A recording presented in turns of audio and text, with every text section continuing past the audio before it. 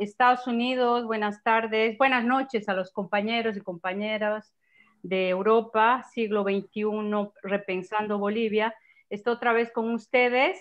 Siglo XXI, Repensando Bolivia es una plataforma ciudadana, inclusiva, de enlace entre los movimientos sociales y organizaciones sociales y la comunidad de redes digitales internacionales y locales, cuyos objetivos promueven la defensa de la constitución política del Estado plurinacional de Bolivia, la recuperación de la democracia, el Estado de Derecho y la instauración de un gobierno representativo de lo nacional popular, expresado por lo originario indígena campesino, las comunidades interculturales y afrobolivianas. También promueve la defensa de las elecciones libres, pacíficas, transparentes y del voto expresado por la voluntad popular, la defensa de los derechos humanos, la lucha contra el racismo y todo tipo de discriminación. También promueve la lucha contra el patriarcado y sus diversas expresiones, luchar también contra la corrupción, defender los derechos de la madre tierra y la integridad de los ecosistemas, rechaza la privatización de los recursos naturales y las empresas estratégicas del Estado y también promueve espacios para generar información e intercambio de ideas. Siglo XXI, Repensando Bolivia, tiene el placer hoy de recibir en su plataforma a Sonia Brito. Sonia Brito, buenas tardes. Diputada uninominal por el MAS. Sonia Brito Sandoval es licenciada en Sociología con posgrado en Filosofía Política, otorgado en la Universidad de San Andrés en La Paz. Tiene una larga trayectoria desde la perspectiva de la lucha permanente contra los procesos de dominación, de violación de los derechos humanos y contra las estructuras excluyentes que oprimen a las mujeres. Fue coordinadora nacional de la Asamblea Permanente de los Derechos Humanos en Bolivia, en el programa de apoyo específicamente a los pueblos indígenas. Dirigió y coordinó como presidenta y vicepresidenta la Asamblea Permanente de los Derechos Humanos de 2006 a 2011, respectivamente. Fue miembro del equipo coordinador nacional contra el racismo, la discriminación y la impunidad, así como también fue viceministra de Defensa del Consumidor, además de otras funciones que ocupa en su larga trayectoria como funcionaria del Estado y como militante. En su cargo como diputada uninominal ocupó diferentes funciones, tanto como presidenta de la Comisión Especial Mixta para la investigación, de los... me perdí. Perdón. 5. Investigación y varios otros puestos que ejerció Sonia y que le permitieron sobre todo poder emitir informes sobre la retardación de justicia, la atención y resolución de los casos de feminicidio en las cámaras de diputados, así como miembro del mecanismo de atención y prevención contra el acoso y la violencia política, miembro de la mesa, también fue miembro de la mesa interinstitucional contra la violencia de género. Así pues, en esta vasta trayectoria, Sonia, ahora representante diputado uninominal en sus tareas actuales de diputada, también está al frente de la lucha y la defensa de los derechos humanos.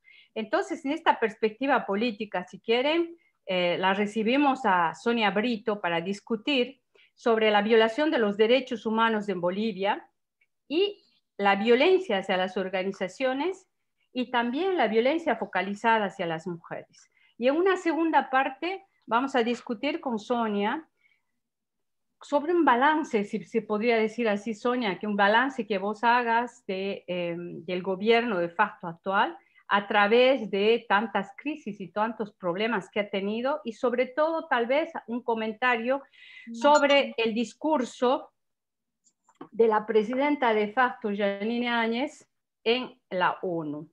Sonia Brito, bienvenida entonces a esta plataforma inclusiva y de reflexión sobre los acontecimientos en el país.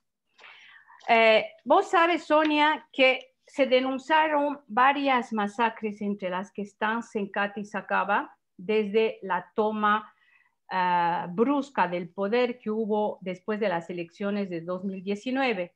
Se denuncia también la existencia de alrededor de 1.000 presos y presas políticas, la persecución de los líderes de los movimientos sociales, amenazas, coacción, seguimientos, intolerancia, racismo. Y la enumeración, sabe Sonia, de estos hechos es preocupante y muestra la ruptura del régimen democrático. ¿Cuál es, Sonia, en el balance que tú haces desde la toma del poder de los sectores más conservadores del país en relación a los derechos humanos? ¿Cuál es el balance que tú haces? ¿Y por qué es importante hoy? ¿Por qué es importante poner los medios necesarios para evitar o impedir un riesgo más elevado de violencia en el país? Adelante, Sonia. Buenas tardes, buenas noches a todos. Un saludo, un agradecimiento al colectivo Siglo XXI y saber que están en esta plataforma compañeros, compañeras de lucha, gente boliviana que ahora no está en el país.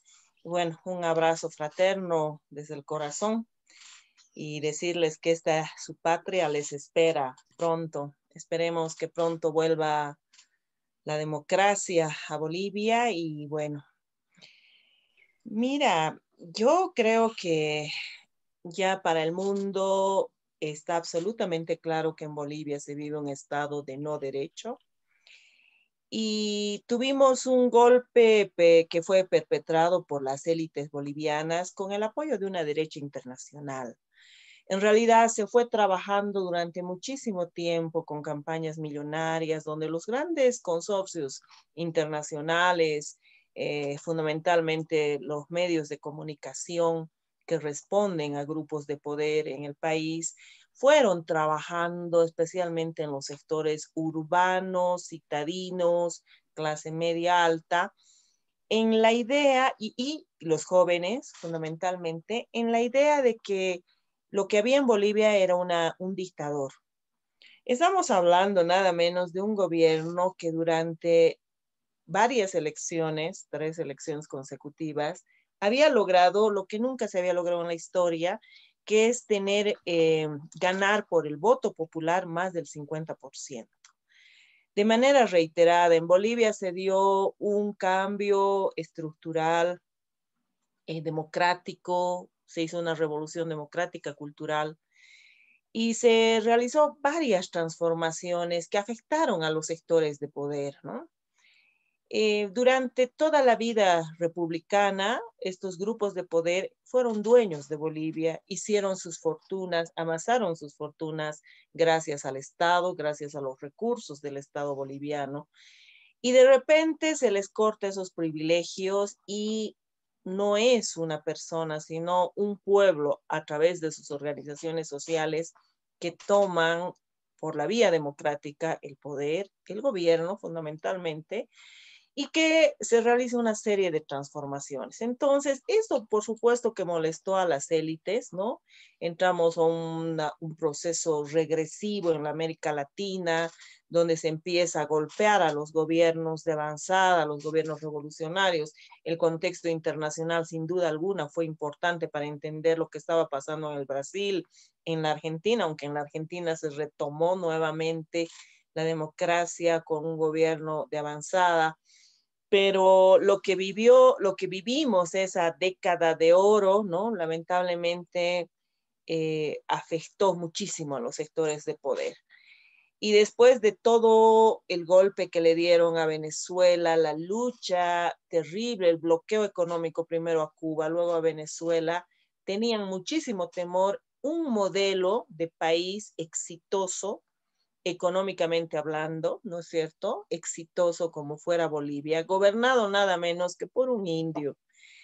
Y bueno, yo creo que se movieron muchos primero intereses económicos, pero también muchos sentimientos racistas, ¿no?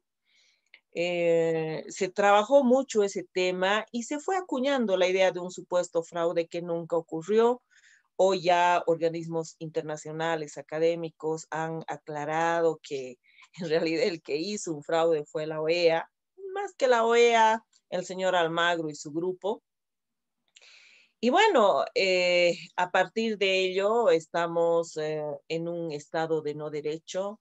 Octubre y noviembre fueron páginas muy tristes para nuestro país. Tuvimos no solo la masacre de Sacaba y Sencata, ¿no? Sino estamos hablando de 35 muertos. Estamos hablando de 1.500 presos políticos.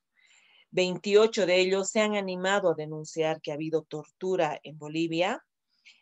Estamos hablando de 9 asilados, de los cuales 2 han logrado salir del país. 7 de ellos siguen en una situación de absoluta indefensión, donde se están vulnerando todos sus derechos, ¿no? Tenemos perseguidos políticos. Tenemos un gobierno que tiene esa característica de ser un gobierno colonial, patriarcal, fascista, que es capaz absolutamente de todo, que no tiene ningún escrúpulo para seguir violando los derechos humanos. Y ahora el escenario en Bolivia, sin duda alguna, es a pesar de todo de esperanza, porque el movimiento popular ha reaccionado, el pueblo se ha rebelado, no obstante las masacres, no obstante las persecuciones políticas, etcétera, se ha reforzado a sí mismo para enfrentarse, ¿no? Por la vía democrática de las urnas. Tal vez entre los elementos más delicados de violación a derechos humanos que tenemos en Bolivia es la presencia de grupos paramilitares, ¿no? Conocidos por nosotros como grupos paramilitares, son grupos parapoliciales y denominados por Naciones Unidas como grupos paraestatales, quienes están sembrando el terror en Bolivia, ¿no? Quienes han actuado con absoluta impunidad, han sido condecorados por el actual gobierno Murillo, ¿no? El grupo de resistencia Cochala, por ejemplo, eh, han sido condecorados. Estos actúan bajo el amparo del Ministerio de Gobierno, bajo el financiamiento del Ministerio de Gobierno. Han atacado la Defensoría del Pueblo, que es una institución democrática en el país. El gobierno la ha desconocido, se cree con el poder de desconocer a otros poderes, ¿no? En este caso el gobierno la ha desconocido a la Defensoría del Pueblo, pero ha mandado grupos de choque, no solamente es un desconocimiento político, sino que hay grupos de choque asediando no solo a la defensora, sino a los representantes defensoriales, al de Cochabamba, le han cercado a las oficinas para que no pueda entrar a defender los derechos humanos. En el caso de nuestra representante defensorial de La Paz, Teresa Subieta, la han amenazado, en fin. Ustedes saben que nosotros vivimos un momento de terror, ¿no? O sea, los diputados y los senadores, muchos fuimos perseguidos, en algunos casos se quemó la casa del presidente, la asamblea de la Cámara de Diputados, el diputado Víctor Borda, se torturó a sus familiares, y eso empezaron a hacer con todas las autoridades electas democráticamente. Estamos hablando de gobernadores, de alcaldes, de concejales, concejalas, ¿no? Pero además se imprimió una política patriarcal en el sentido de atacar fundamentalmente a lideresas mujeres, ¿no? Ustedes conocieron el acto bochornoso de atentar contra la alcaldesa de Vinto, ¿no? A la cual se le cortó el cabello como forma de escarmentarla. Decirles que además hemos tenido decretos totalmente anticonstitucionales, violadores de los derechos humanos. Primero, esta señora aprueba un decreto que le da absoluta impunidad a las Fuerzas Armadas para que puedan reprimir al pueblo, en el que se compromete no procesarlos, no enjuiciarlos y darles absoluta cobertura y protección.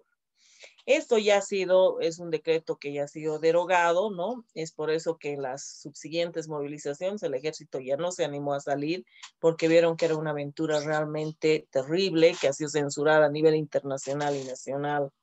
Han emitido varios otros decretos que son totalmente violatorios a los derechos humanos, pero yo quería hacer énfasis en dos puntos que no se ven mucho en el sentido de que están intentando ser disimulados. Uno de ellos es la persecución judicial como una estrategia de guerra jurídica que se está dando en el continente, que se está dando en distintos lugares, pero que en Bolivia ya es grosera la forma en la que se persigue a los líderes, a las lideresas, se les ha iniciado procesos. Tenemos un cuadro en este momento, bueno, se ha formado varias comisiones de investigación en la Asamblea Legislativa. Yo ahora formo parte de una comisión que está haciendo el seguimiento de las persecuciones políticas que hay solamente de julio a la fecha. Son 26 personas registradas con procesos que van desde sedición, terrorismo, alzamiento armado, bueno, distintos artículos del Código Penal. A Evo Morales, a nuestro líder, a presidente del partido del MAS, se lo acusó absolutamente de todo, desde temas de corrupción, por supuesto, sedición, alzamiento armado, narcotráfico, pero todos los cargos que se les pueda ocurrir. Y hay pues una persecución a los exministros, a las exautoridades, etcétera, ¿no? Entonces, este es un tema que es preocupante porque han logrado encarcelar a varios ministros. Han encarcelado al órgano electoral de las anteriores elecciones. María Eugenia Choque es una víctima, una presa política de este régimen, junto con todos los que fueron vocales, electos, autoridades democráticas que fueron elegidas por la Asamblea. Nunca se comprobó el fraude, pero esas personas ya estuvieron en la cárcel por ya presión de haber estado 10 meses, casi 11 en la cárcel. Acaba de salir María Eugenia Choque con detención domiciliaria. Pero aparte de ella, tenemos pues muchísimos presos políticos, ¿no? El exministro Carlos Romero estuvo en la cárcel, ahí sufrió bueno, él tenía varios males, ¿no? De salud, pero ahí se contagió de COVID. Después igual de muchísima presión, porque según nuestra ley, si en 6 meses tú no has podido comprobar el delito al que le has acusado, porque están de detención preventiva, eso no ocurre en ningún país del mundo, tú puedes defenderte en libertad. Aquí no sirve la presunción de inocencia, aquí no sirve el debido proceso, aquí ya te acusan y con eso te meten a la cárcel, no importa que no tengan una sola prueba. En el caso del emblemático caso de Patricia Hermosa, que ustedes conocen, la exsecretaria del presidente Evo Morales, no tenían ningún cargo, la detuvieron sin orden de detención. Hasta que elaboren la orden de detención, la tuvieron retenida como 2 horas en una movilidad. O sea, se han cometido aberraciones jurídicas de lo que sería un proceso democrático. Pero bueno, este es uno de los elementos de la persecución judicial. Y el otro tema que es realmente muy, muy grave, y si ustedes me dan la oportunidad quisiera abordarlo, que es la situación de violación a los derechos económicos, sociales y culturales en el país.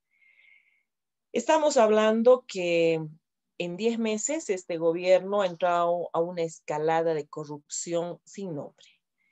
Uno de los objetivos, bueno, yo creo que esta dictadura tenía como 2 objetivos, ¿no? Una, acabar con todos los avances políticos, organizativos, de las organizaciones sociales, acabar con el MAS, acabar con la izquierda, acabar con todo lo que significara un proceso de avanzada, un proceso progresista, porque no vamos a decir que en Bolivia estábamos haciendo un cambio socialista, había un proceso de una revolución muy de avanzada, pero de ninguna manera se puede decir, ¿no es cierto?, que se estaba construyendo en este momento un país socialista, aún no. Entonces, ellos tenían la misión de acabar con el MAS, de acabar con Evo Morales, de acabar con los movimientos sociales que habían tomado un protagonismo muy importante en los últimos años. Y el otro objetivo era cambiar el modelo económico del país, un modelo exitoso. Bolivia fue el país que durante 6 años consecutivos logró ser el país de mayor crecimiento económico de la región. Un modelo que mientras en Europa y en el mundo admiraban cómo en una época de crisis mundial había Bolivia logrado salir adelante, bueno, resulta que este gobierno tenía esa intención de cambiar. Y es lo primero que hizo. Llegó y empezó a hacer varios cambios. Yo pongo algunos ejemplos, ¿no? Han habido más de 1.425 millones de dólares solo de donaciones que nunca ha habido explicación y que no se sabe dónde están. Han habido 1.081 millones de dólares que se ha prestado hasta el momento este gobierno, que se han repartido en bonos. En realidad, más o menos por los cálculos que hacemos, han habido 2 bonos, pero se han quitado otros bonos, ¿no? Ni solo el 25% de estos recursos habrían sido utilizados en los bonos. Lo demás no se ve el dinero, ¿no? Este gobierno que era transitorio se tomó atribuciones que no tiene, porque solamente tenía digamos, tenía el mandato de convocar elecciones y enfrentarse ante el COVID, ya que esa coyuntura le tocó. Lamentablemente, ¿qué empezó a hacer? La destrucción de las empresas estatales, haciendo un daño económico al país sin precedentes, porque empezó a hacer quebrar nuestra empresa aérea boliviana de aviación y nuestra empresa de telecomunicaciones Entel. Estamos hablando de aproximadamente 50 casos de corrupción denunciados que en este momento la Asamblea Legislativa está investigando. Han tomado lamentablemente las empresas como un botín familiar, han incorporado a sus familias, a sus amigos, han metido a trabajar a gente absolutamente incapaz e inepta y están haciendo un festín de las empresas bolivianas, ¿no? Han liberado, por ejemplo, las exportaciones. Nosotros con el modelo económico, social, productivo, comunitario, habíamos logrado que la producción primero esté dirigida fundamentalmente a garantizar la demanda del país, ¿no? O sea, dijimos, pueden exportar todo lo que quieran los empresarios, pero primero garantizan el abastecimiento económico en Bolivia. Entonces, de ahí que teníamos prácticamente productos subvencionados, como el caso del aceite, como el caso del azúcar, los productos de primera necesidad. Ellos han liberalizado las exportaciones y por tanto, por supuesto, si en el precio del mercado internacional el aceite va a costar más, ellos van a vender afuera. Entonces ahora no tienes ninguna garantía que se garantice que en Bolivia se abastezca, ¿no? Entonces, y en una época donde empieza a darnos el temor de la hambruna por la crisis de producción que se está dando a nivel internacional. Luego bajaron los impuestos para los empresarios. Toda la deuda impositiva que tenían les han bajado al mínimo a los empresarios privados, a los grandes empresarios privados. No es para todo el pueblo esta ley, es para los empresarios supuestamente para reactivar la economía. Se ha estado buscando privatizar las empresas estatales con el argumento que son deficitarias. O sea, en la época de la implementación del modelo neoliberal, se empezó con un discurso mediático de decir las empresas manejadas por el Estado no sirven, son deficitarias, etcétera. Y es lo que han vuelto a hacer ahora, ¿no? Porque están queriendo, en realidad ellos están queriendo volver a privatizarlas. La economía de Bolivia ha entrado en una crisis con la disminución de las reservas, ¿no? Las reservas que había logrado el MAS y que ahora ya las entidades internacionales que califican el riesgo, por ejemplo, en el país, tanto para la producción como para los préstamos, los créditos que se pueda dar a Bolivia, ya Bolivia no está en el sitial en el que había una confianza para que cualquier país quiera invertir en Bolivia. Ahora hay este temor, ¿no es cierto? Y por tanto estamos en una situación ya donde se nos ha puesto como un país de riesgo. Una de las últimas cosas que ha hecho, bueno, en el mes de abril han recibido un millonario crédito del Fondo Monetario Internacional, al cual Bolivia en 14 años le había dicho muchas gracias, hasta luego, no necesitamos de su ayuda. Y según las leyes bolivianas, para que este crédito pueda ser utilizado en el país, primero debe ser aprobado por la Asamblea Legislativa. Ellos no solo que solicitaron sin la aprobación de la Asamblea, sino que recibieron el dinero y el dinero supuestamente está en el banco. Nosotros tenemos información que ya se lo empezó a gastar. En estos últimos meses, todos los funcionarios, los servidores públicos hemos estado recibiendo nuestros sueldos casi después de un mes. No había dinero en Bolivia para pagar. La gente empezó a comprar dólares. En 14 años no subió el dólar un solo centavo. Ese es un fenómeno que no se ha visto en ninguna parte del mundo. 14 años de absoluta estabilidad, donde la moneda boliviana es la que tiene un peso importante. La gente podía programar los créditos de una vivienda, de un auto, la gente podía hacer un préstamo para un crédito, podía pagar en moneda nacional, ¿no? Ahora la gente empezó a comprar dólares, todo el mundo está realmente asustadísimo de lo que pueda pasar. Y por supuesto, ese es un tema que nos va a generar grave crisis. En el caso del crédito del Fondo Monetario Internacional, ¿qué nos impone como condición? Que haya una devaluación. Entonces, por supuesto que la Asamblea le puso el freno que correspondía, ¿no? La tasa de empleo está cerca actualmente, bueno, cuando se fue Evo Morales teníamos una tasa de desempleo del 4.5%. El INE, que es el Instituto Nacional de Estadística, ya dice que ahora es un 15% de desempleo. Pero ya organismos económicos indican que está llegando a un 18%, bordeando el 18%, pasando ya el 18% de desempleo. Entonces vamos a tener un país donde lo primero que la gente está buscando es trabajo. La Central Obrera Boliviana ha anunciado que han habido aproximadamente 600,000 despedidos en este periodo. Imagínense ustedes 600,000 despedidos multiplicados por 5 en cuanto a lo que es una familia. Tenemos cuántos millones que están entrando ahora al nivel de pobreza. La gente no tiene empleo en Bolivia. Han quitado bonos importantes como el bono Juancito Pinto, que bajo presión ha anunciado que va a pagar, pero aún no se ha iniciado ese pago. El bono Juana Zurduy, que estaba dirigido a las mujeres madres, igual se ha quitado ese bono. Se ha quitado el bono de discapacidad. Se ha empezado a gastar los dineros, se ha dado el aguinaldo de manera adelantada a los jubilados. Entonces, estamos entrando a una vorágine de mal manejo económico que nos deja con muchísima preocupación, porque el próximo gobierno, quien sea, en qué condiciones va a gobernar, ¿no? Todos los días hay una nueva denuncia de corrupción, todos los días. Es un escándalo, ¿no?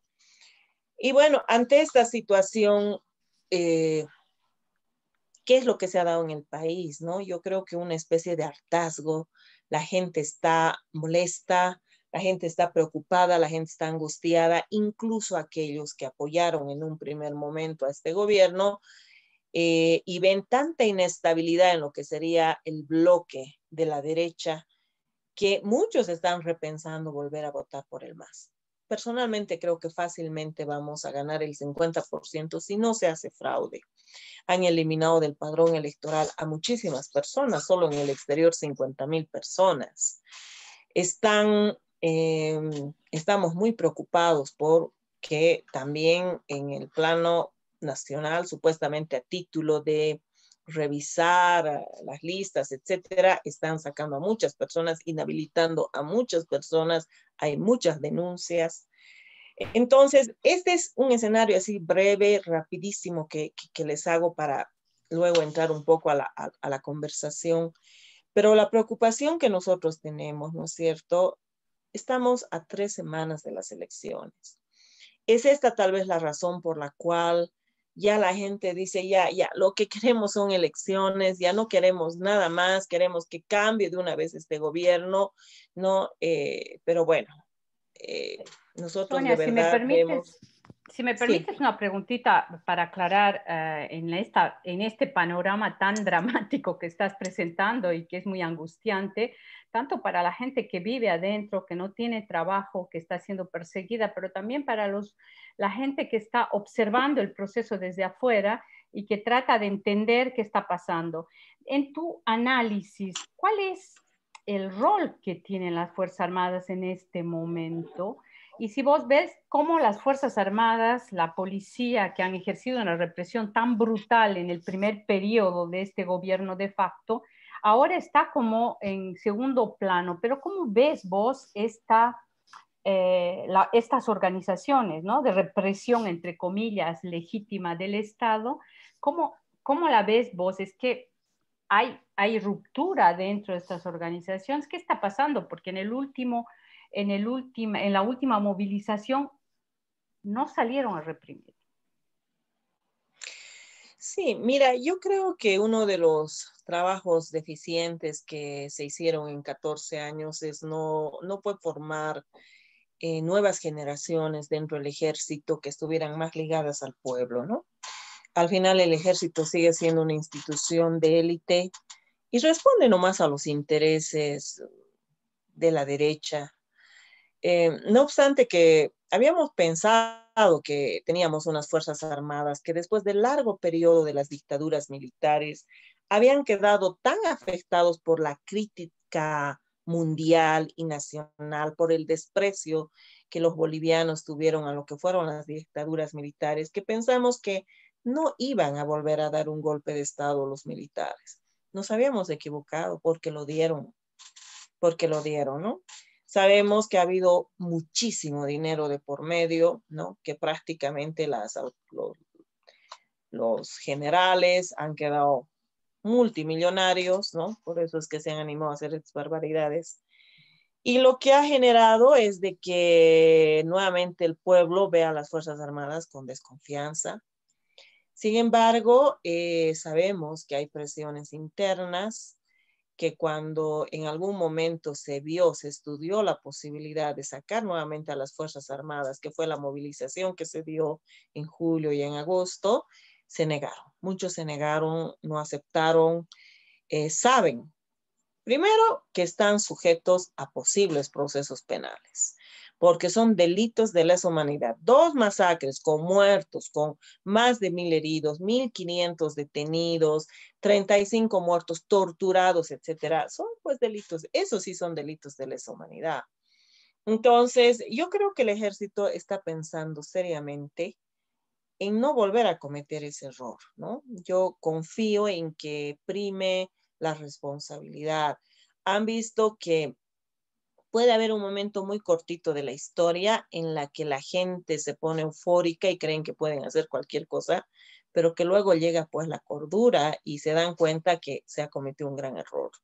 Personalmente pienso que va a ser ya difícil volver a sacar a las Fuerzas Armadas para una aventura golpista de represión. En el caso de la policía, lamentablemente es una policía que ha sufrido muchas denuncias de corrupción. El último caso de la capitana Silvia Sandoval, por la cual yo me quiero solidarizar, por ser una mujer, una uniformada que ha tenido la valentía de denunciar varios casos de corrupción, donde ella ha develado cómo prácticamente manipulan la justicia, cambian las investigaciones, están sembrando pruebas, han hecho denuncias muy fuertes. Y es una de las perseguidas políticas en este momento, ¿no? Porque ha denunciado, porque hay gente que tiene dignidad dentro de las Fuerzas Armadas y dentro de la policía y les parece que realmente es algo escabroso lo que han hecho, ¿no? Entonces, yo creo que dentro de la policía hay las mismas pugnas, ¿no? No faltan, por supuesto, sectores reaccionarios, racistas. Ustedes ven, nosotros en Bolivia saben que somos una gran mayoría de origen quechua aymara, pero estas grandes mayorías del país que deberíamos estar orgullosos de serlo, ¿no? En el caso de la policía y de las Fuerzas Armadas, hay muchas personas que apellidan Quispe, que es uno de los apellidos tan conocidos, tan populares, tan propios del pueblo de Bolivia, pero ustedes ven ese proceso racista que se da en mucha gente, ¿no es cierto? Que viene, seguramente su mamá, su papá es de origen campesino, indígena, originario, pero que quiere un proceso de blanquitud. Entonces, hacen cualquier cosa. Yo creo que eso se ha jugado mucho en el caso de la policía, de las Fuerzas Armadas. Insisto que hay militares y policías con honor. Creo que hay gente que no se va a prestar más a este tipo de aventuras y que van a prevalecer la responsabilidad con el país. Tú habías mencionado hace un momentito cuando hacías la presentación que dentro de este panorama de represión que instaurado por la ultraderecha en Bolivia y con el apoyo de las Fuerzas Armadas y la policía, también actuaron grupos irregulares y que ahorita en este proceso, en este periodo electoral, están actuando en algunos lugares atacando a los militantes del MAS o atacando a las caravanas del MAS en este momento. ¿Qué nos puedes decir al respecto, Sonia? Bueno, como el ministro de Gobierno ha visto que las propias Fuerzas Armadas y Policía no están dispuestas a prestarse a ese juego antidemocrático que quieren poner en el país, ha acudido a estos grupos parapoliciales, paraestatales, y les está financiando para que vayan a quemar casas de campaña del MAS, atacar caravanas. El otro día han herido un niño, así tenía prácticamente cortada la cabeza, han herido a adultos mayores, a mujeres. En realidad son personajes nefastos, ¿no? La Resistencia Cochala, Juvenil Cochala en Cochabamba, la Unión Juvenil Cruceñista, que ya emblemáticamente actuaba de esta manera en Santa Cruz, han creado este grupo de la resistencia en otros departamentos. En La Paz se los hizo escapar. Yo te digo, en La Paz hicieron un grupito, intentaron, pero realmente la gente se indignó y los sacaron a golpes, ¿no? Porque encima se los vio actuar, había un grupo de jóvenes del MAS que hicieron una huelga de hambre, y resulta que vinieron grupos que, claro, ellos pensaban que podían drogarse públicamente todo y la gente se dio cuenta y los sacó a escobazos. Entonces, han intentado, ¿no? Recrear estos grupos para que actúen en absoluta impunidad, pero no han podido más que en lugares localizados. Están básicamente en Santa Cruz, ¿no? En el Beni y en Cochabamba.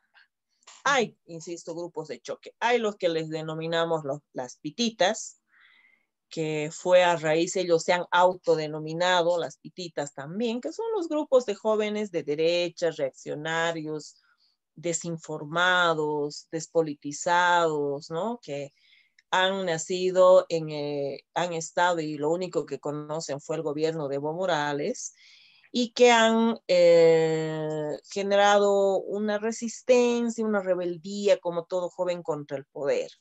Y claro, ellos no conocieron lo que fueron los gobiernos neoliberales, no conocieron lo que fueron los gobiernos dictatoriales, por tanto les parece, ¿no? Que podría ser o que era un dictador.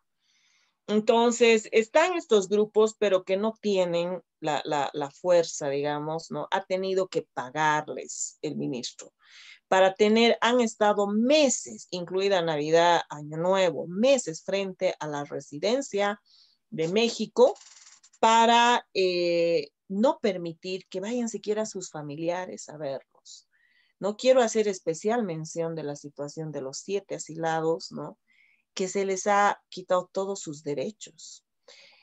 No obstante que ya México ha solicitado el asilo para ellos, ¿no? Se están vulnerando todos los tratados y convenios internacionales en materia de derechos humanos. El tratado sobre Derecho Penal Internacional del 98, la Convención sobre Asilo, la Convención sobre Asilo Político de Montevideo, de La Habana, en realidad el derecho internacional, ¿no? Prácticamente es un gobierno que no respeta absolutamente nada y los tienen en una situación quitándole sus derechos civiles, ¿no? Sus derechos humanos, sus derechos políticos, porque además al ser parte de, al recibir el asilo de un país hermano, no pueden pronunciarse, no pueden defenderse, son víctimas de poder atacar, los atacan de todo, les hacen unas acusaciones espantosas, no poder salir a defenderte.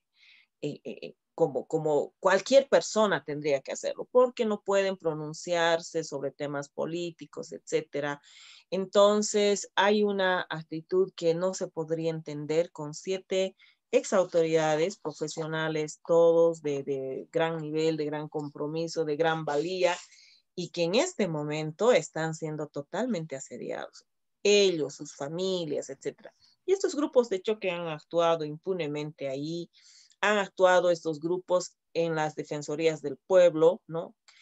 Han ido a la Asamblea Legislativa a amedrentarnos, ¿no? Yo tenía un grupo de mujeres, por ejemplo, que trajeron desde Santa Cruz, que nos perseguían durante todo el mes de diciembre y enero. Nosotros íbamos a sesionar, especialmente a ciertas parlamentarias, ¿no? Hay una que me amenazó hasta con matarme, hay otras que se entraron a mi oficina, eh, nos insultaban, nos agredían, insultaban a nuestra familia, amenazaban con nuestra familia, etcétera. Ha habido un acoso, una persecución, pero bueno, y obviamente era gente que les pagaban. Ellos mismos algún momento dijeron que ya estaban cansados, se iban a ir porque no les habían pagado todo lo que les ofrecieron, ¿no? Otro elemento que en algún momento cuando se escriban las memorias de esta negra época en Bolivia, se recordará, se han traído muchos venezolanos, ¿no? Venezolanos justo en la época electoral, donde la gente pide, que te da lástima, por supuesto, con niños, ¿no? Donde la gente te pide limosna, te vende su billetito venezolano que no vale nada, dicen, ¿no? Entonces la gente va generando eso, no queremos ser como Venezuela, ya los han traído y los han abandonado, ahora están buscando qué hacer, ¿no? Recién la gente empieza a hablar, porque claro, los trajeron para las anteriores elecciones, se han quedado, ahora los han dejado casi abandonados, incluso nosotros hemos tenido que apelar a ver algunos lugares donde puedan llegar a dormir porque viven con niños, ¿no? Son estrategias muy bajas, ¿no? De la derecha, no están dispuestos a debatir ideas, plantear programas políticos, no. Lo que hacen es este tipo de acciones, ¿no? Vos decías que realmente vos decías estas memorias, cuando alguien escribe esta memoria negra de Bolivia, y cuando pasemos a otra cosa, pero la pregunta que me surge es, frente a este panorama que estás describiendo, frente a todos estos actores políticos que son muy pesados en Bolivia, ¿no? Y que están funcionando con diferentes medios, con mucho dinero, como vos lo has dicho también, ¿cuál sería la respuesta del movimiento popular? ¿Cuál sería la respuesta en especial de los movimientos sociales que están ligados al MAS? ¿Cuáles las respuestas que se tendría que dar para hacer prevalecer la defensa de los derechos humanos? Y el paro de Mira, la violencia, ¿no? yo creo que que la respuesta se mostró en julio y agosto cuando la gente indignada salió a las calles. Estábamos en medio de la pandemia, estábamos en un momento donde la gente llevaba a sus enfermos a los hospitales estaban cerrados, ¿no? La gente no tenía que comer, todo estaba restringido y así toda la gente se ha indignado y ha salido a las calles. Esa respuesta yo creo que ha sido muy bien entendida por la derecha, de ver que había habido un pueblo que no estaba dormido, que había habido un pueblo que ya estaba tan cansado que ya no le importaba incluso si sacaban al ejército o a la policía, estaban indignados, ¿no? Fue muy difícil incluso levantar esa movilización porque la gente no quería, la gente quería la renuncia de Áñez porque en ellos, en este gobierno, identificaban todo su sufrimiento, todo su dolor, toda esa vulneración de derechos humanos. Yo creo que el MAS ha tenido una línea como dirección política en este momento, una línea de mantener la democracia, de mantener la vía pacífica, de no enfrentarse, de no confrontarse. Incluso Evo, cuando sale del país, ¿no? Nuestro líder, ¿por qué sale de Bolivia? Justamente para evitar más masacres, porque la gente se iba a levantar. Si se entraban a la Casa Grande del Pueblo, donde estaba él, la gente se iba a levantar para defenderlo. Y él quiso evitar más derramamiento de sangre, estaban las masacres. Entonces es por esa razón que él sale de Bolivia con la idea de que se iba a apaciguar. Pero tuvimos una época de resistencia larga, eh, donde, bueno, pues tenemos esos saldos espantosos que les mencionaba, de heridos, de detenidos, de perseguidos, de torturados y de fallecidos, de muertos, de asesinados. Entonces tenemos ahora un pueblo que está esperando las elecciones. Yo creo que todo el mundo apostó a las elecciones, ¿no? La gente, el MAS apostó a las elecciones, a un proceso pacífico para recuperar la democracia y demostrar al mundo, demostrar a Bolivia y al mundo que en Bolivia no hubo fraude, que las anteriores elecciones ganó el MAS y que nos arrebataron ese triunfo, que ese gran triunfo que tuvimos nos arrebataron con la complicidad de la OEA, con la complicidad de Almagro, y que ahora vamos a demostrar que vamos a volver a ganar. Y yo estoy segura que vamos a bordearlo el 50%. Sin embargo, vos expresabas hace un momento que te preocupaba mucho esta situación política para cualquier gobierno que tome, en la hipótesis que tomara el poder, porque esta situación económica vendría a afectar también los apoyos, la correlación de fuerza interna y la gobernabilidad del próximo gobierno. Sí, lo digo así, yo tengo la certeza que el MAS va a ganar. Sin embargo, quisiéramos creer, por ejemplo, que el viaje de Murillo ha sido un viaje de placer, pero estamos conscientes que, por lo menos mi hipótesis es que ha ido a recibir dinero para los procesos de violencia que ellos piensan sembrar en las elecciones, ¿no? Ellos saben que el MAS va a ganar, están desesperados, no saben cómo hacer. Han atacado por todas las formas al MAS, han intentado inhabilitar los candidatos, han depurado el padrón de tal manera que ponemos en duda que realmente solo se hayan sacado a los muertos. Creemos que gran parte de los sectores, fundamentalmente campesinos, indígenas, originarios, han sido depurados, han anulado votos en el exterior, o sea, están preparando todas las condiciones para cercenar un triunfo contundente del MAS. Tienen la esperanza de que a última hora Camacho renuncie y terminen todos votando por mesa. Estamos seguros, absolutamente seguros, que muchos votos incluso que iban ahí han decidido no votar por mesa. Ahora, por ejemplo, en el caso de, ustedes saben que el gobierno está en un proceso interno de descomposición política interna. Su gran pilar, que era Óscar Ortiz, el ex senador y ministro, ahora está fuera. Él es el que denuncia a su presidente. Entonces comprenderán que es un gobierno que ahorita se está sosteniendo como con scotch, está pegado así, pero no tiene ninguna fuerza. Entonces, yo creo que esa falta de fuerza le va a hacer de que no puedan imponer una posible acción, acciones de violencia, ¿no? Hemos visto que la otra derecha está cruzada de brazos, la derecha de Carlos Mesa. Están esperando que esta polarización que se ha dado entre el MAS y el gobierno se resuelva para que ellos salgan como salvadores, cuando Carlos Mesa es cómplice, fue uno de los que impulsó el golpe de Estado, fue uno de los que acusó al MAS de escandaloso fraude y monumental fraude, que fue lo que dijo, y bueno, es corresponsable de las muertes, de las masacres, porque ellos decidieron quién iba a gobernar este país. Hubo una reunión secreta, bueno, no tan secreta, porque fue en la Universidad Católica, ¿no? La iglesia tuvo un rol nefasto, la jerarquía de la Iglesia Católica, tuvo un rol nefasto en esto, ayudaron a la derecha reaccionaria del país. Y bueno, ellos definieron que la señora Áñez iba a ser la presidenta sin ninguna legalidad, incumpliendo todos los procesos democráticos para elegir un sustituto en caso de que no estaba el presidente y el vicepresidente. Entonces, es un momento complejo, pero a pesar de todo, ¿sabes? Confiamos en la fuerza del pueblo. Confiamos en un pueblo que creemos que no va a permitir un nuevo intento de quitarle al MAS este triunfo.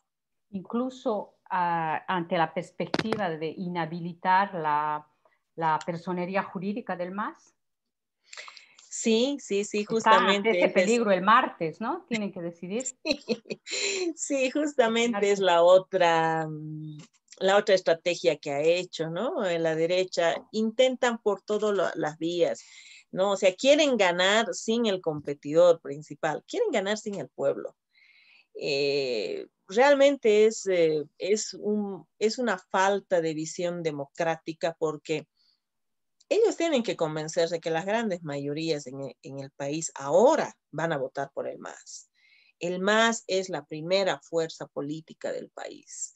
Y ellos tienen que estar conscientes que son pues una minoría y que en democracia las minorías se someten a las mayorías. Entonces, están desesperados, ¿no? Están desesperados. Toda la derecha en todas sus variedades están desesperados. Están pensando en la posibilidad que no se llegue a ganar con el 10%. A eso están apostando, ¿no? Una segunda vuelta donde ahí sí se unirían todos, pero habrían logrado una bancada para todos estos sectores que se han quedado. Incluso han quedado muy disgustados y muy defraudados todos aquellos que habían apoyado a Áñez. Imagínate, tienes las derechas regionales de varios departamentos, ¿no? De La Paz, de Tarija, del Beni, de Pando, etcétera, que se han quedado ahora sin tajada porque ellos tenían la esperanza, hubieran logrado varios senadores, algunos diputados, aunque su votación, especialmente en los departamentos de Santa Cruz, Beni y Pando. Entonces están enojados entre ellos mismos, hay una gran crisis. Y bueno, ¿no? Mesa intentando, el oportunista de Mesa intentando capitalizar ese descontento, queriendo ganarse a la gente. Bueno, pero ese es el escenario de hoy en día. Volvamos a lo que habías hablado anteriormente al principio de tu explicación tan rica también y con tantos contenidos. Habías hablado de una cierta violencia, un tipo de violencia también es patriarcal. ¿Vos crees, Sonia, que la despatriarcalización podría cuestionar las formas de violencia que se han incrementado sobre todo sobre los grupos de mujeres? Y me pregunto también, como vos has dicho anteriormente, todas las representantes, las mujeres que participan en política, que debaten sobre política, que son legisladoras, han sido acosadas. ¿Vos crees que la despatriarcalización de este estado de violencia podría permitir un cierto de sanear el clima en el que estamos en este momento? Mira, yo creo que la despatriarcalización es un proceso estructural muy, muy largo y muy profundo. En Bolivia no podemos, y creo en América Latina, no podemos entender solo las relaciones de dominación como solo relaciones capitalistas, ¿no? De explotación. Creemos que hay una triada que funciona muy bien articulada, que es el capitalismo, el colonialismo y el patriarcado. Entonces, nuestra lucha por eso está planteada desde una mirada alternativa de feminismo.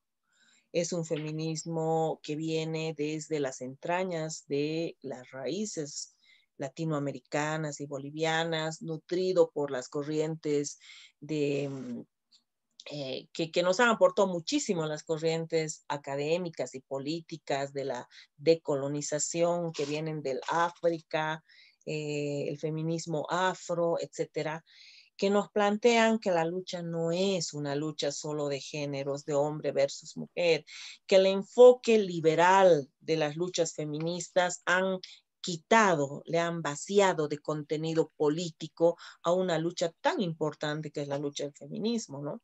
Entonces, en Bolivia, cuando nosotros planteamos ningún enfoque de género más, sino planteamos el proceso de despatriarcalización, está articulado a un proceso de descolonización y a un proceso de lucha anticapitalista. Entonces, esta triada, esta forma de articular donde nosotros creemos que las mujeres se rebelan por ser pobres, por ser mujeres y por ser indígenas, porque es una triple opresión que opera, que funciona articulada entre sí. Entonces, no sirve solo una lucha feminista o una lucha solo anticolonial o una lucha solo anticapitalista, ¿no? Creemos que esos tres elementos, esos tres ejes son fundamentales para la lucha en este tiempo. Entonces, en Bolivia se tuvo esta mirada.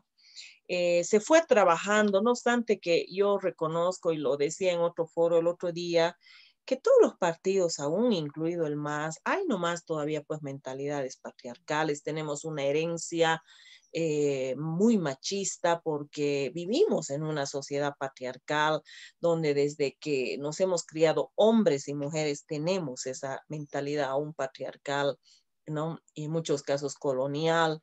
Entonces, es pues una lucha estructural muy fuerte, muy difícil de llevarla y va a requerir largo tiempo. Una lucha revolucionaria para nosotros debe ir articulada con estos otros ejes, ¿no? Que es una lucha anticolonial y es una lucha antipatriarcal también. Entonces, cuando hablamos de feminismos insurgentes, por lo general de feminismos revolucionarios, tiene que pensarse esta lucha primero desde estos escenarios.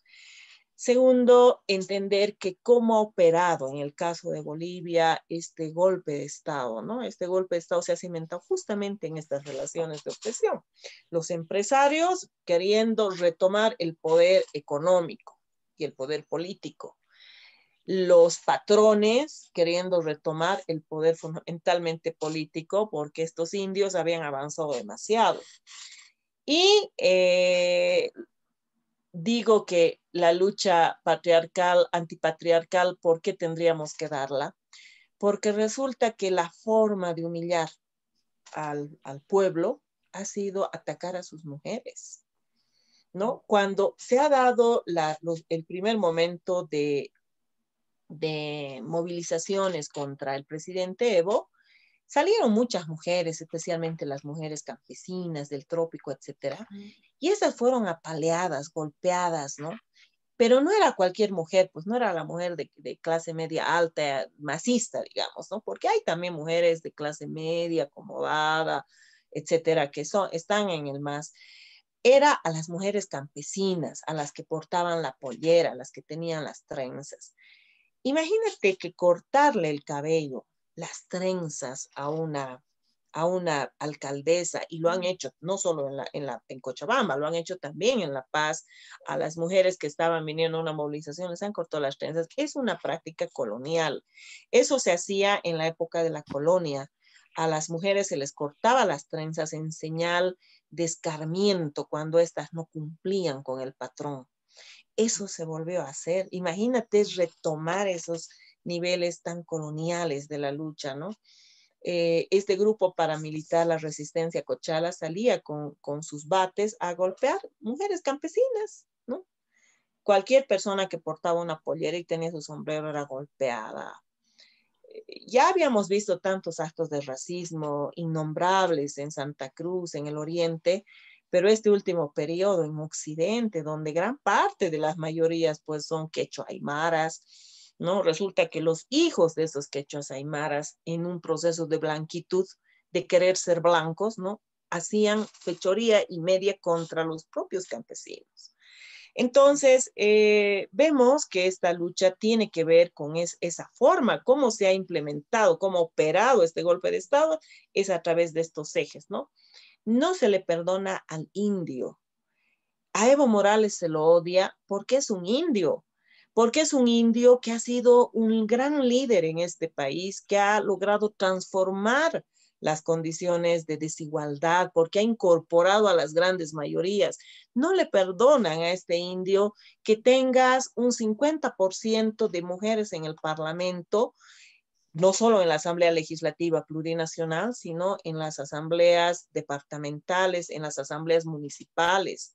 No le perdonas a este indio que haya mujeres de pollera siendo alcaldesas o concejalas o siendo ministras. Es una afrenta a todo ese pensamiento de estos señores que se creen hijos de la alta aristocracia española, ¿no es cierto?, o europea. Entonces, ese racismo ha operado que había estado tan fuerte. Mira que nosotros hicimos la ley 045 contra el racismo y toda forma de discriminación, cuando todavía estaban en un momento en que ya había sido aprobada la nueva constitución política del Estado, pero trabajamos esta ley, ¿no?, con varios sectores, desde la sociedad civil, desde los derechos humanos, pero nunca nos imaginamos que había estado tan intrínsecamente guardados sentimientos tan racistas en nuestra sociedad. Entonces, han operado a través de esos sentimientos, ¿no?, al indio, o sea, lo odian por eso, porque es un indio que ha sido exitoso, porque es un indio que ha sido querido, venerado por las grandes mayorías, porque es respetado donde va, porque en el mundo internacional él es un líder, es un dirigente. Entonces han atacado esos símbolos incluso, ¿no? Y nunca, solamente en la época de las dictaduras, hemos tenido tantas presas políticas mujeres. La presidenta del tribunal, yo la reivindico a María Eugenia Choque porque nunca fue del MAS, incluso ella fue hasta, no recuerdo si ministra o viceministra del gobierno de Carlos Mesa, no hay una ideología que nos una, pero María Eugenia Choque era pues una aymara, una intelectual aymara, tampoco le perdonan. Y por eso a ella creen que la pueden escarmentar y en ella han cimentado la denuncia de fraude y la han metido a la cárcel y la han tenido 10, 11 meses junto con los otros vocales. Imagínate, son injusticias históricas que se han cometido, ¿no? Entonces tú tienes una María Eugenia Choque, pero tienes esas imágenes tan horrorosas que circularon, una Lorgia Fuentes que fue encadenada en la cama, ¿no? Una Patricia Hermosa que pierde su bebé en la cárcel, una Elena Flores que es atacada y acosada, una mujer afro, ¿no es cierto?, solo porque era del MAS. Y tienes así muchas mujeres que están en la cárcel, ¿no? Eso quiere Están en la decir cárcel. que eso te daría a pensar a vos que estas castas retrógradas de Bolivia enfocan más la violencia hacia los símbolos primero culturales de los pueblos originarios, campesinos, indígenas en Bolivia, pero sobre todo a la mujer. ¿Con qué objetivo? Con el objetivo de quebrarla, con el objetivo de privarla de que sea un sujeto político. ¿Con qué objetivo? Claro, yo creo que quieren escarmentar a los indios, ¿no? Y peor si son indias, mujeres. Quieren escarmentarnos, quieren escarmentar al pueblo que tuvieron el atrevimiento de ocupar los espacios que ocupaban los patrones. Entonces hay ese tipo de situación con esta gente. Lamentablemente digo que uno de los que han jugado un rol muy nefasto en este periodo, uno son la Iglesia Católica, que algún momento rendirán cuentas, y si creen en Dios, rendirán cuentas ante Dios también. Los medios de comunicación. Los medios de comunicación han sido el vehículo de desideologización, el vehículo para consolidar las mentiras, para justificar las injusticias, para justificar la violación de los derechos humanos. Estos medios de comunicación han actuado con absoluta impunidad, sin ningún decoro, sin ninguna ética periodística. Hasta el día de hoy son capaces de decir las mentiras más falaces, no nos dan la cobertura, ¿no? Ahora ya no podemos, nosotros ya no tenemos los espacios en los medios de comunicación. Cuando éramos gobierno sí nos entrevistaban mucho, pero ahora, por ejemplo, no nos dan cobertura, ¿no? De 10 entrevistas o de 20 entrevistas, una puede ser del MAS, los demás son de la derecha, ¿no? Y todos repitiendo la misma y la misma mentira que se va cimentando en las ideas, especialmente los jóvenes, de las amas de casa, etcétera, ¿no? Entonces, bueno, estos son la forma en la que ha operado la dictadura en los últimos tiempos, ¿no? Nos has mostrado, como te decía, un panorama bastante oscuro, el que se está viviendo en Bolivia, ¿no? Pero al mismo tiempo has mostrado que hay una organización y también la gente espera y tiene esperanza con las elecciones del 18 de octubre. Por otro lado, la actual presidenta de facto de Bolivia, Janine Áñez, la semana pasada sí, hizo un discurso en la Organización de Naciones Unidas, de la ONU, haciendo críticas a los populismos, a los gobiernos nacionalistas, pero sobre todo haciendo una crítica directa al gobierno argentino. ¿Cuál es tu análisis al respecto? ¿Qué influencias, qué problemáticas podríamos tener en función a esa salida inesperada de esta señora o bien planificada de esta señora de facto, que está en el poder de facto? ¿Qué te amerita como análisis esta salida en la ONU? Primero siento una profunda vergüenza. La verdad siento una profunda vergüenza porque además todos sabemos que los discursos se los hace la embajada americana. Ella graba todos los discursos, ella lee, ¿no? Ella lee, es como un monoparlante que simplemente lee, le han enseñado a leer mejor el último tiempo, y se ve que ella prácticamente no gobierna, ¿no? Son otros los que gobiernan. Ella se ha prestado a eso, ¿no? Y el análisis que se lo han escrito, ¿no? Es libertad versus opresión. La forma en la que se presenta y la que plantea, ¿no? Es libertad versus opresión. Dice, hay la amenaza autoritaria que ciernen en Bolivia, en la Argentina y en América Latina. Ella hablando de autoritarismo, cuando estamos hablando de un gobierno que entró por la vía del golpe de Estado, está hablando ella de libertad cuando ella no ha dado libertad a las grandes mayorías de este país, cuando las ha metido a la cárcel. La gente que estaba recolectando alimentos para llevar al Chapare, están en la cárcel esos jóvenes. Han salido recién con detención domiciliaria 2 de ellos. Si ella se atreve a hablar de libertad, dice que el gobierno ha sido tomado por un caudillo y su casta, es lo que ella indica, ¿no?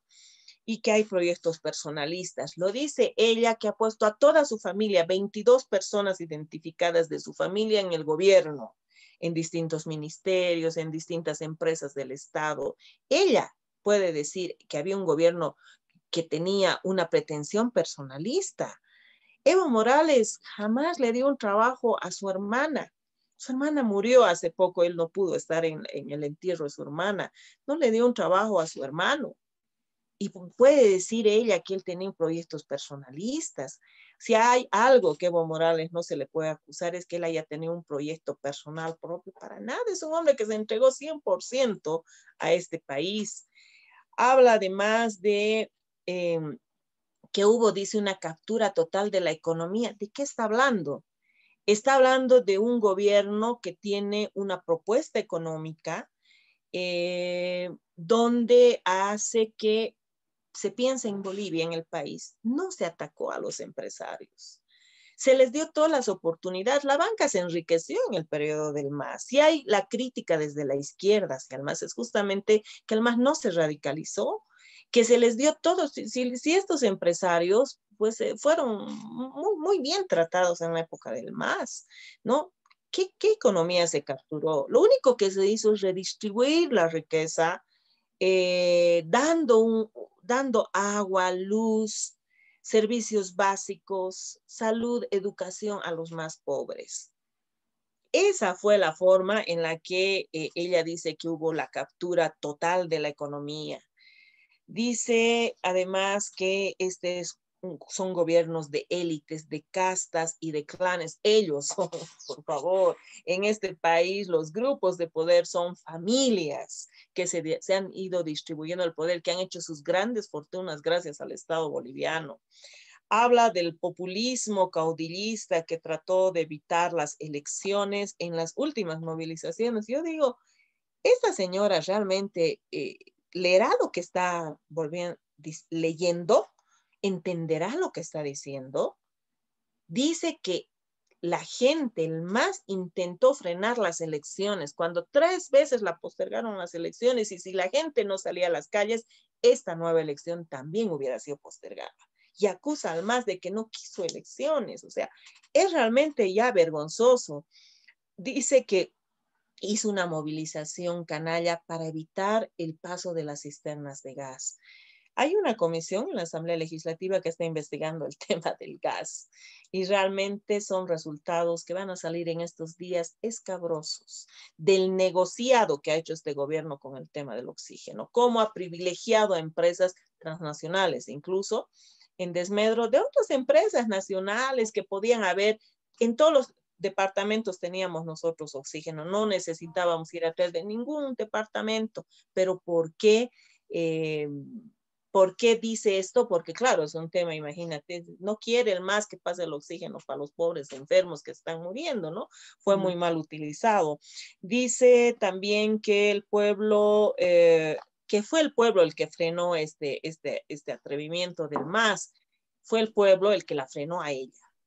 Fue el pueblo que le frenó a Yanine Áñez y a su gobierno fascista y golpista. Dice que ella estableció un sistema de solidaridad para ayudar a la gente bajo valores cristianos, habla de ética. Yo digo, ya realmente nos parece el colmo de la sinvergüenzura, ¿no? Utiliza la religión, ella no es católica, es de un grupo evangélico, utilizan la religión, todo el día ponen el nombre de Dios por delante para hacer barbaridades y fechorías. Ella que ha llevado, que le hace cumpleaños a los hijos, utilizando el avión presidencial, que utilizan los bienes del Estado para hacer lo que quieren, para hacer las fiestas a la familia, etcétera, habla de esa manera, ¿no? Habla de valores cristianos. Yo no sé si son valores cristianos asesinar a la gente, meter a la cárcel a la gente, perseguir a la gente. Yo no sé si son valores cristianos, yo lo dudo mucho. Habla de un acoso sistemático y abusivo del gobierno kirchnerista, y la verdad que yo siento tanta vergüenza con el gobierno argentino, porque ella cree que puede decir nomás cualquier cosa, y que así como aquí dice cualquier cosa y le celebran los medios de comunicación, en el exterior puede hacerlo.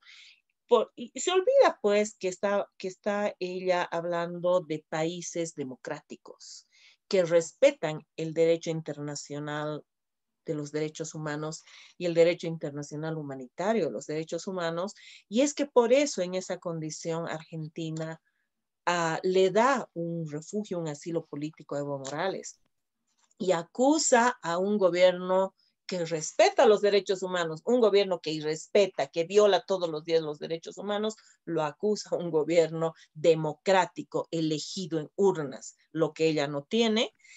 Y dice que además, ¿qué autoridad tiene el gobierno para amparar al ex dictador? ¿Quién es dictador?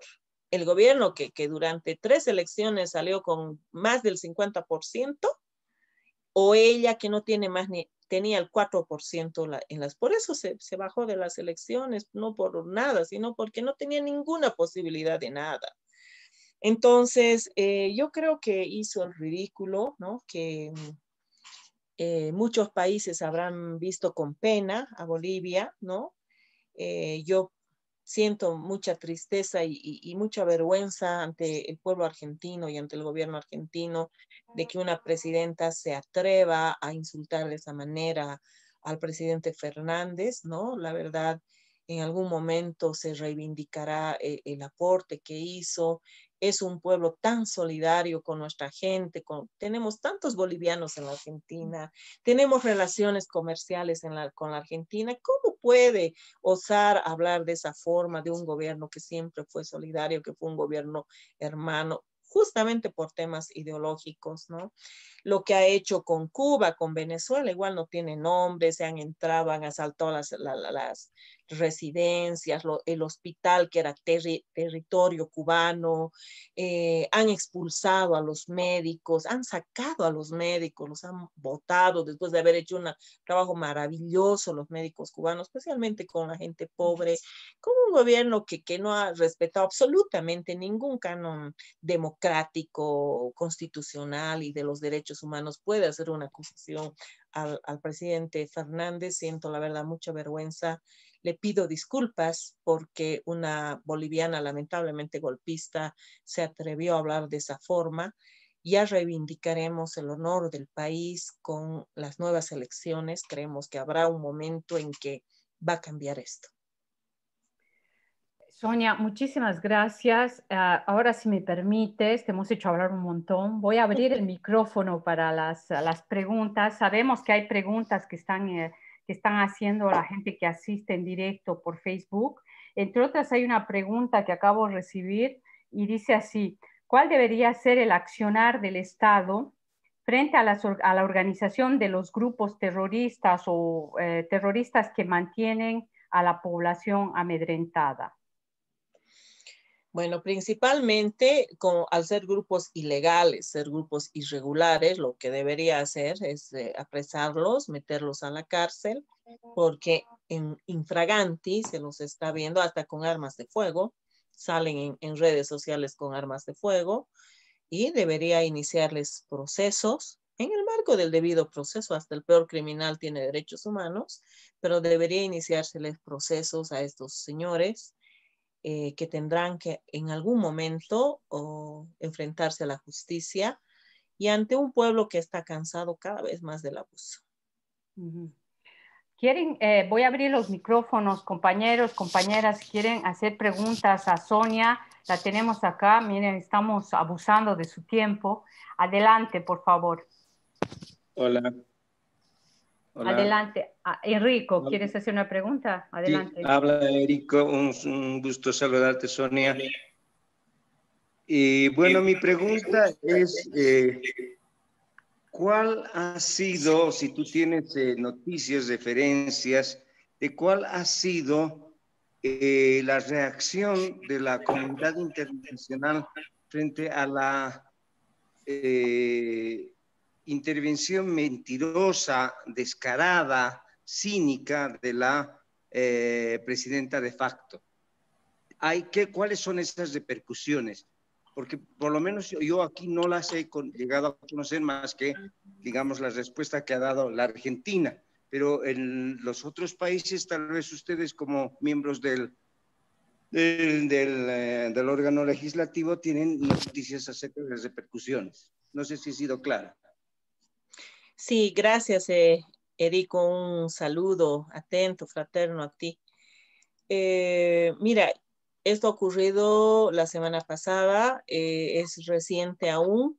Los países son muy diplomáticos y se guardan hacer comentarios sobre este tipo de cosas. Lo que sí vimos que en realidad quienes aplaudieron su intervención fue, por supuesto, la delegación de Bolivia y seguramente, posiblemente Estados Unidos y algunos aliados, pero los países democráticos no pueden aprobar eso, ¿no? Está en duda su legalidad, ¿no? No es ninguna presidenta constitucional y no puede dirigirse en esos términos tan agresivos, tan hostiles, tan poco amistosos con un país democrático, elegido, que tiene un gobierno elegido en urnas. Y yo creo que eso molesta a la comunidad internacional, a una comunidad internacional democrática. Claro que hay países que así se den cuenta que es un error, no dirán nada porque están en la línea de estos países antiprogresistas, ¿no? Tenemos varios gobiernos que han sido igual tomados por las derechas en América Latina, el caso del Ecuador, que es una vergüenza lo que pasa con el Ecuador, lo mismo, bueno, no tengo información detallada sobre lo que haya ocurrido. Seguramente vamos a estar viendo todavía las repercusiones, excepto de ese comunicado oficial que sacó la Argentina, de varios pronunciamientos que hicieron su parlamento argentino también sobre el atrevimiento que tuvo la señora Áñez con el gobierno argentino. Pero yo creo que ha quedado de verdad muy mal, ¿no? No se ataca a un país de esa manera, de esa forma, por temas tan subjetivos, en todo caso, porque ella puede poner puntos de divergencia que tenga con un país, temas de Estado, no que imagínate cuestionar un tema de derechos humanos cuando todos los países lo que hacen, y Naciones Unidas fundamentalmente, es cuidar los derechos humanos. Entonces yo creo que ella quedó realmente muy mal, ¿no? Muchas gracias. Adelante, Gustavo. Abre tu micrófono, por favor. Ya, ahora sí. Voy a leer algunos comentarios que he capturado de Facebook. Entonces, hay una de Raúl Meneses que dice: felicitaciones por tan clara dicción y postura clara, sencilla. Sasha Flores: estimada Sonia, compartimos la preocupación por el actuar de esos grupos paramilitares, que son grupos fascistas, que a la fecha debemos darles sanciones morales al menos. Y hay una pregunta de Mirta Molina: el gobierno de facto ha judicializado la lucha contra las autoridades y dirigentes solo por llevar alimentos a las comunidades más necesitadas, como es el caso de Villa Tunari. ¿Qué tipo de acciones debería tomar el próximo gobierno al respecto? Gracias, Gustavo. Adelante, Sonia.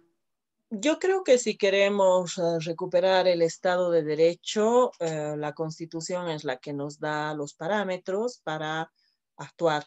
En este caso, yo creo que van a tener que haber muchos procesos, muchas denuncias. Para empezar, temas de corrupción van a tener que ser investigados. Está en juego la estabilidad del país, se han enriquecido mucho, han habido muchos malos manejos en 10 meses. Entonces, contra estas denuncias, pues hay leyes fuertes en Bolivia. No se va a poder fácilmente zafar de los malos manejos que hayan hecho, de las responsabilidades y el daño económico que hayan hecho el Estado. En el caso de violación de derechos humanos, hay denuncias desde nacionales e internacionales. Todos los organismos internacionales de derechos humanos y a la Comisión Interamericana de Derechos Humanos, del sistema interamericano como del sistema de Naciones Unidas, la Oficina del Alto Comisionado para Naciones Unidas, de Naciones Unidas para los Derechos Humanos, se han pronunciado varias instancias, la Clínica de los Derechos Humanos, incluso ONGs, ¿no? Human Rights, el informe de Amnistía Internacional. Tenemos los pronunciamientos de los parlamentos, del Parlasur, del Parlamento Europeo, parlamentarios norteamericanos. En realidad hay una comunidad internacional que está viendo con profunda preocupación la violación de derechos humanos, y hay una normativa internacional y nacional de derechos humanos. Bolivia ha suscrito varios tratados y convenios internacionales de derechos humanos que tendrán que cumplirse, ¿no? Estas personas que han sido perseguidas tienen todo el derecho de presentar demandas. Las personas que han sufrido el asesinato de sus familiares, que ha salido un decreto en el que se les ofrece una reparación económica que nunca se ha cumplido, tienen todo el derecho, no obstante que en un decreto intentaron condicionar que les iban a dar el dinero siempre y cuando no denunciaran ante organismos internacionales. Pero nosotros creemos de verdad que hay mucha, pero tanta vulneración de derechos humanos por un lado, pero hay muchos delitos también. Porque unas son las violaciones de derechos humanos, pero otros son los delitos comunes que están cometiendo, y que obviamente una constitución y una normativa en un país democrático, pues tienen que someterse a la ley, ¿no?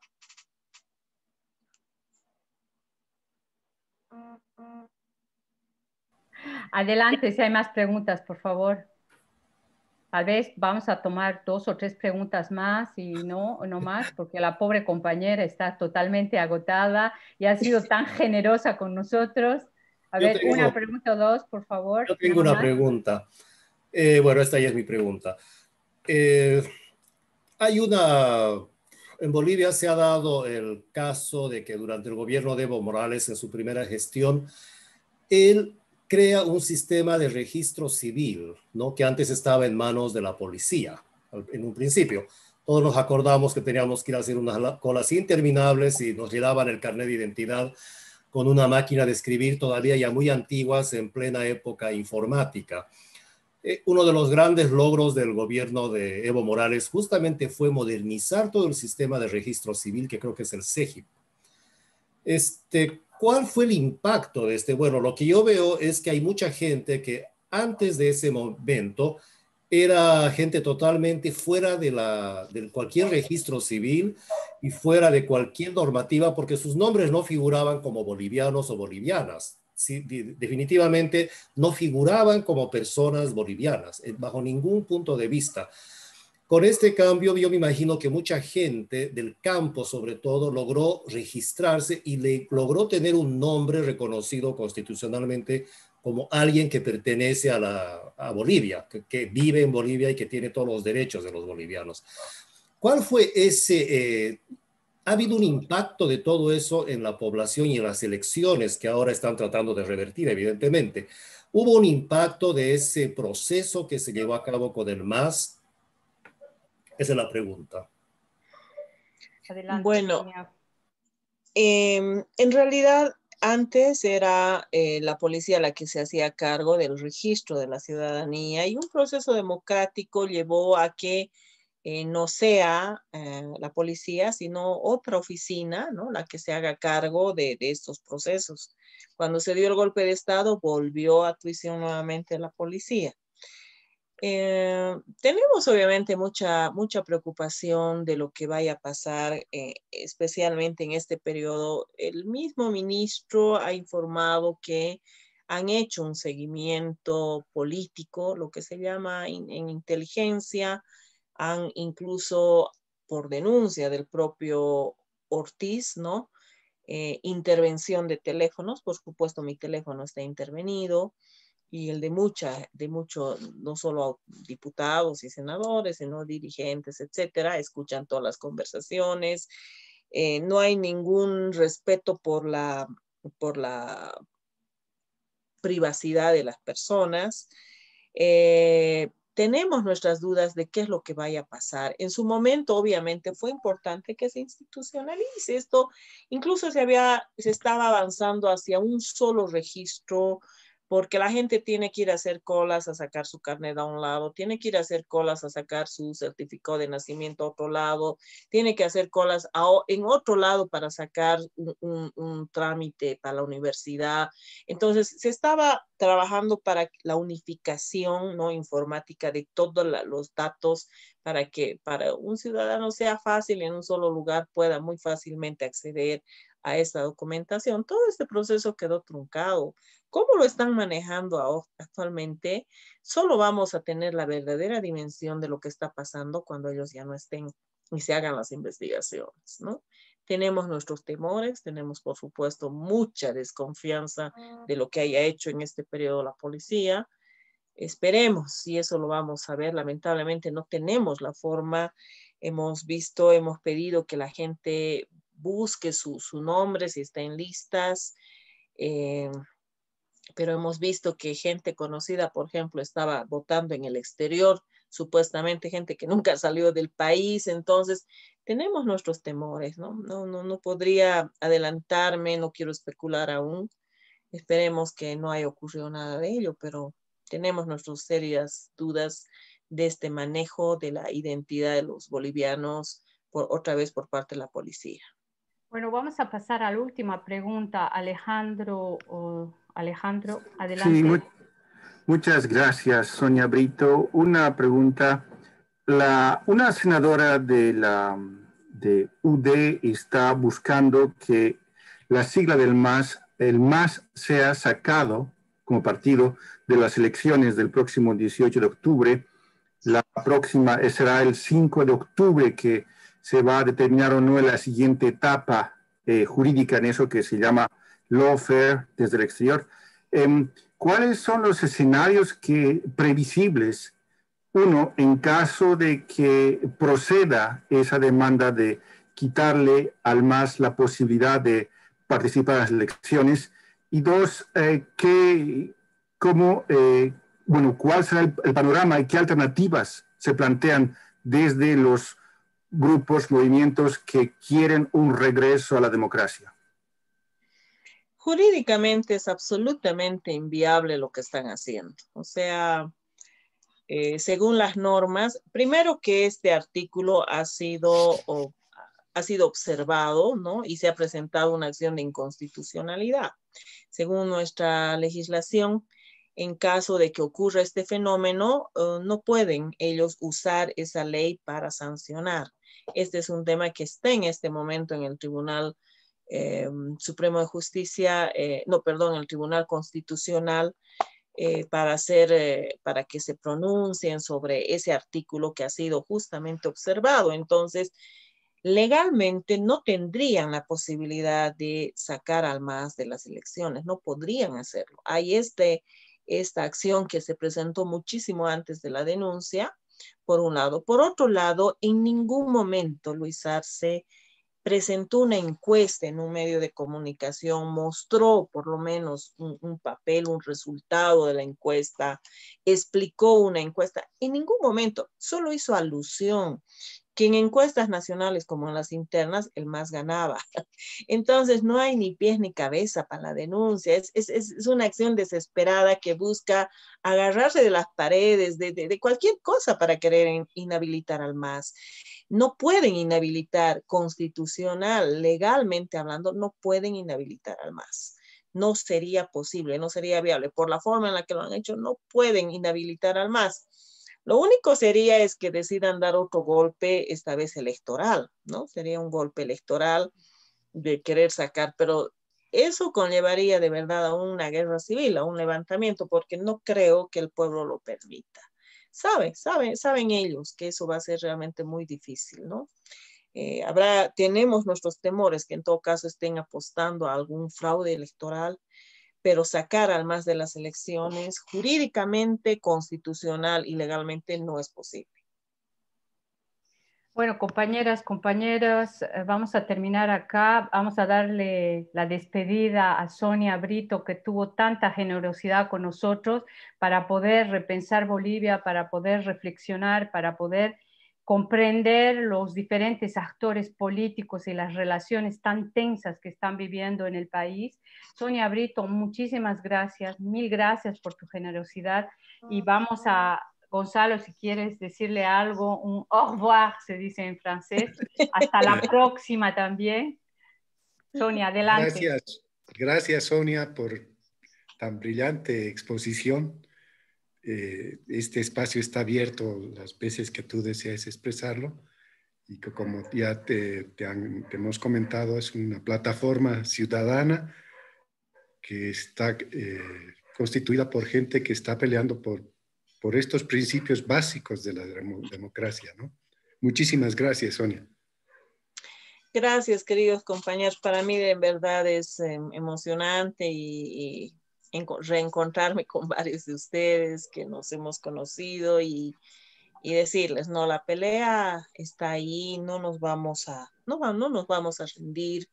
No hemos tenido miedo en los momentos más duros, no va a ser ahora el momento en que desmayemos.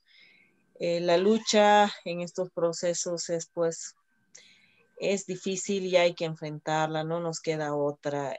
Yo tengo mucha esperanza de verdad en el pueblo, tengo mucha esperanza en que hay un pueblo que no va a permitir que esta larga, negra noche de dictadura prospere y que el 18 de octubre ganaremos las elecciones, volveremos en mejores condiciones y esperemos contar con ustedes. De verdad, gracias. Un abrazo fraterno a todos. Sonia, una última pregunta casi de inventario, y es que este grupo, Siglo XXI Repensando Bolivia, nace, entre otras razones, por la falta de información. Y esta es una pregunta que le hacemos a todos nuestros invitados. Se cortó.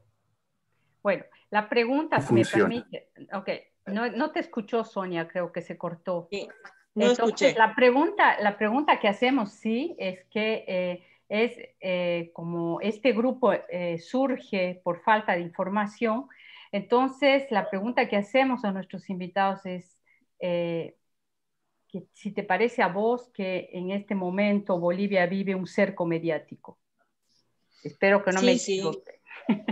Sí, por supuesto que sí, por supuesto. Yo les decía que los medios de comunicación acá están dando información absolutamente tergiversada, esa información solo oficial la que prácticamente sale.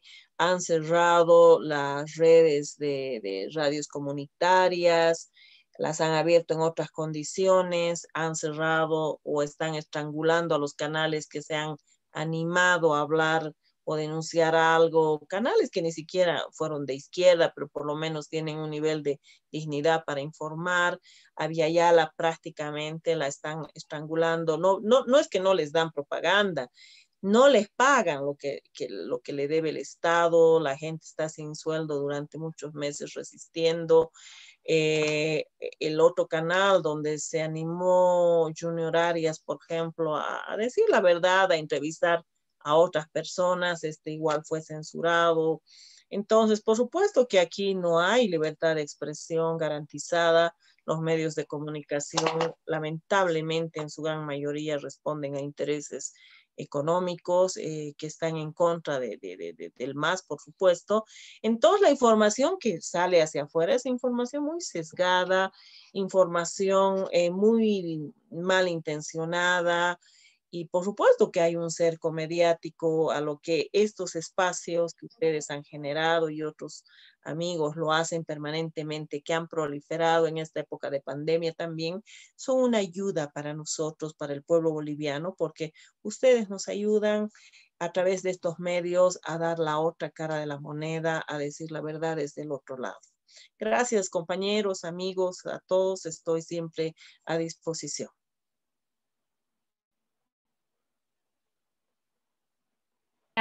Realmente espero que no sea la última vez que te tengamos acá. Gracias otra vez por tu generosidad. No, vamos a terminar acá, ¿no? ¿Sí? No veo nada. Muchísimas gracias, Sonia. Un saludo y hasta la victoria siempre. Sí. Adiós. Adiós.